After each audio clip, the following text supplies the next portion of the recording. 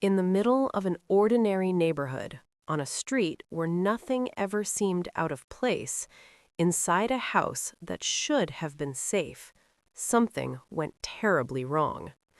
Two parents, Spencer and Monique Tepe, were found dead inside their home. Their children were also inside the house, alive, silent, unharmed. No screams were reported, no neighbors heard anything unusual, no doors were broken, no windows shattered.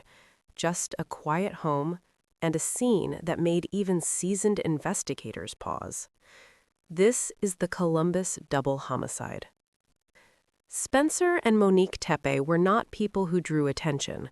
They lived ordinary lives. They were parents, neighbors, people with routines, the kind of family you don't expect to hear about on the evening news. Their street was calm, predictable, a place where cars were parked neatly in driveways and neighbors recognized each other by sight. It was considered safe, until it wasn't. Nothing about that home suggested danger. No history of trouble, no visible warning signs, just another family house blending into the neighborhood.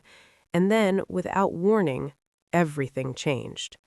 When concerns were raised and police entered the home, they found something no one was prepared for. Spencer and Monique were dead. Details were scarce, but investigators quickly realized something disturbing. There were no obvious signs of forced entry. Whoever entered that house didn't smash their way inside. They didn't break down a door or force open a window, which raised a chilling possibility. They were either invited in or already known.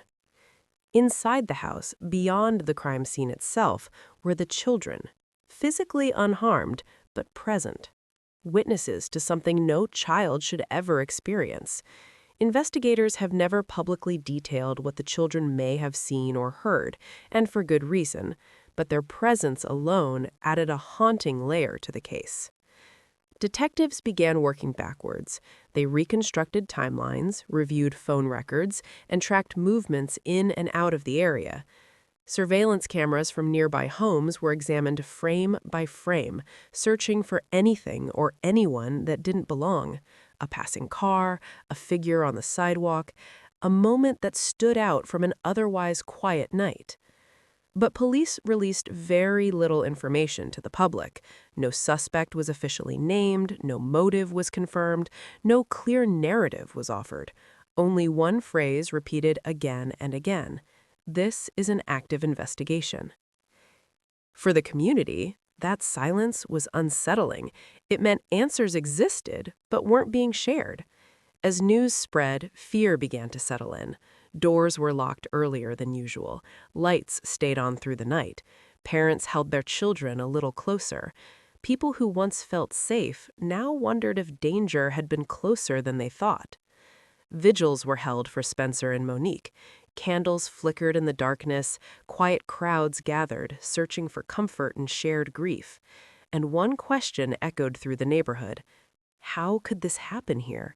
How could a family be taken from a home that showed no signs of struggle on a street that felt so ordinary? Some questions refused to fade. Was this planned? Was it personal? Was it something that unfolded suddenly, or something building over time? And perhaps the most haunting question of all, why were the children spared? Police have said that all possibilities remain open, but details surrounding what happened inside that house remain largely behind closed doors. The silence surrounding the case has only deepened the mystery, because in crimes like this, silence often means someone knows more than they've said. Behind every true crime story is a family that never gets closure. Behind every unanswered question are people left waiting for the truth. Until that truth comes out, the Columbus double homicide remains exactly what it has been since day one: a quiet house, a broken family, and a secret still waiting to be uncovered. If you want more stories like this, subscribe to Silent Secret Stories, because every secret has a story.